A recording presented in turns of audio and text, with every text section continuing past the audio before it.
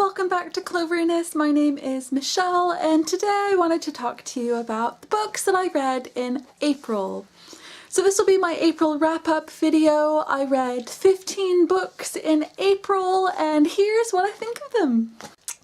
Now the main thing that happens during the month of April is that I took part in LGBT April, which was hosted by Fighting Dreamer and Laura Loves Books, and it was a really fun event, and I managed to read quite a few different books with LGBT characters, and if you're interested in them then I did review all of them on my blog Fluttering Butterflies during the month of April.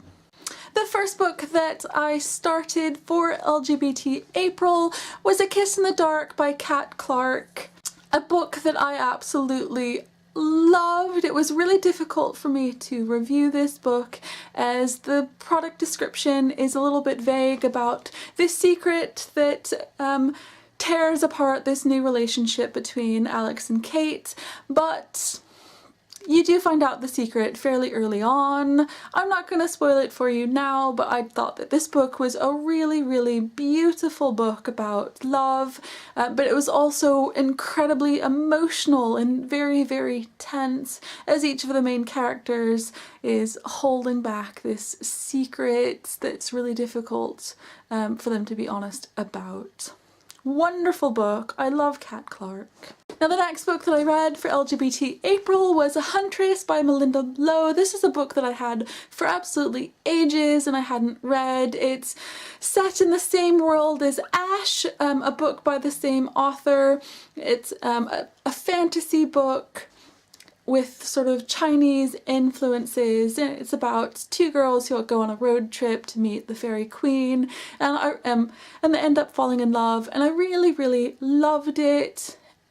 For the month, I also attempted to read The Gravity Between Us by Kristen Zimmer, which is a new adult book that was really recommended to me. Unfortunately, I found some of the language within it to be really offensive, so I did not finish it, and I got through about 27% before I gave up on the book. I also read another book by Melinda Lowe called Adaptation. This is a science fiction novel with conspiracy theories and a little bit about Roswell, and it's about a character who is dealing with her feelings for both a boy and a girl. It was really interesting. I enjoyed it, and I'm really looking forward to the sequel, which is coming out in the UK in September.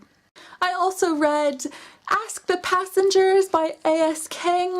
This is the second book that I've read by her, and she is quickly becoming one of my favorite authors. I really enjoyed Ask the Passengers. I thought it was a great look at a great and philosophical read. It really made me think about different topics. I loved that the realizations that the main character comes to about love and respect, and I really enjoyed all of the main characters' relationships.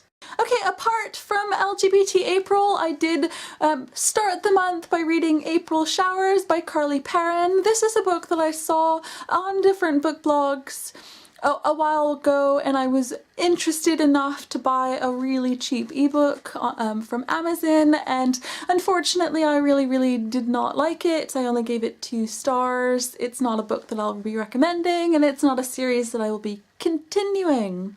Another 2 books that I read in April were Rebel Heart and Raging Star. This is the second and the third book in the Dustland trilogy by Maura Young, and oh my god, both books are so incredible. I really loved the first book in the series, Blood Red Road. I loved where things went in Rebel Heart. I thought it was really interesting to see Sawa so broken by grief and everything that's happened. It was interesting to see that in her broken state. She makes some really awful choices, and I think that's the thing that I love so much about these books in particular are the characters that she has. Saba has some great people in her life, her little sister, her brother, her friends. She has this relationship with Jack, which is really emotional.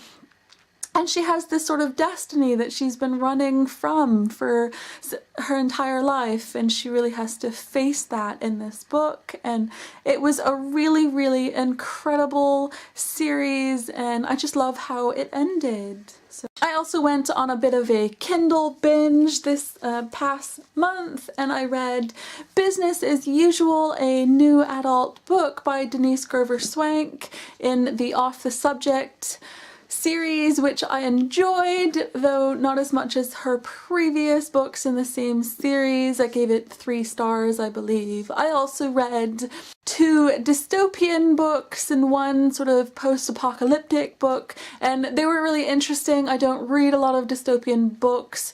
Did finish Allegiant by Veronica Roth. Finally, thankfully, I was not spoilt at any time, and I came to this book without any knowledge whatsoever what happened at the end, and it became my book of the month. I actually cried myself to sleep thinking about the events of the end of Allegiant. I thought it was beautiful, but also incredibly sad, of course, and it was just really, really good. It was an amazing ending to a great series. I also read The Testing by Joelle Charbonneau. I don't know how to say that.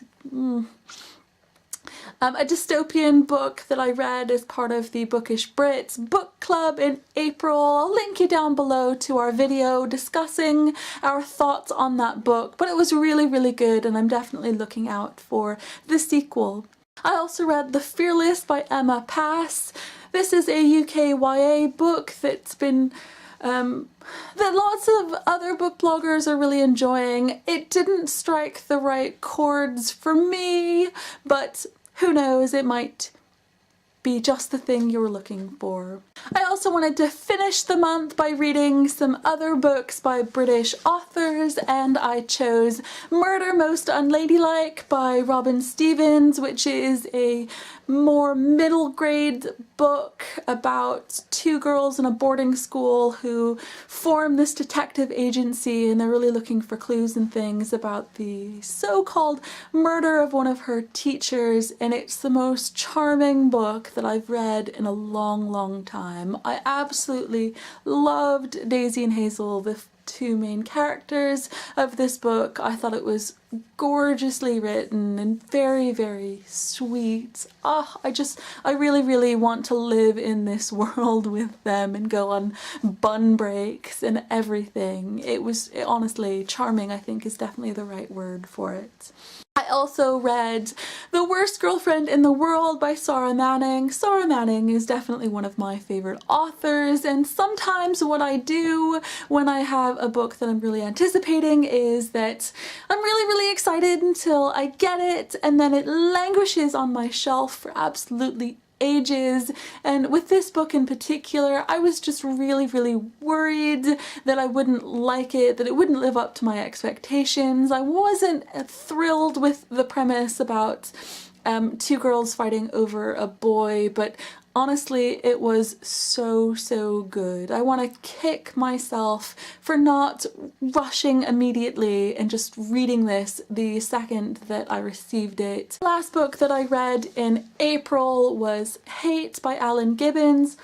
This is a story that Alan Gibbons wrote inspired by the murder of Sophie Lancaster, and honestly I thought this book was really, really well done. I started it one evening. I was just planning on reading the first chapter to see if it was something that I would enjoy, because I was still a little bit on the fence about reading it, and I stayed up really late that night reading it. I was just so gripped by this story and this voice. It's a really, really powerful book, one that I highly recommend. So so those are the 15 books that I read in April. As I mentioned earlier, my favorite book in the month was Allegiant by Veronica Roth, and I'm really glad that I finally read it and I don't have to go out of my way anymore to avoid spoilers on Twitter and Tumblr, which was pretty difficult to do, I have to admit, and I am pretty impressed that I was not affected by spoilers at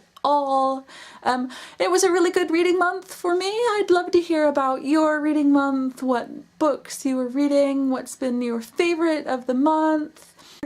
Thank you so much for watching, and I'll see you next time.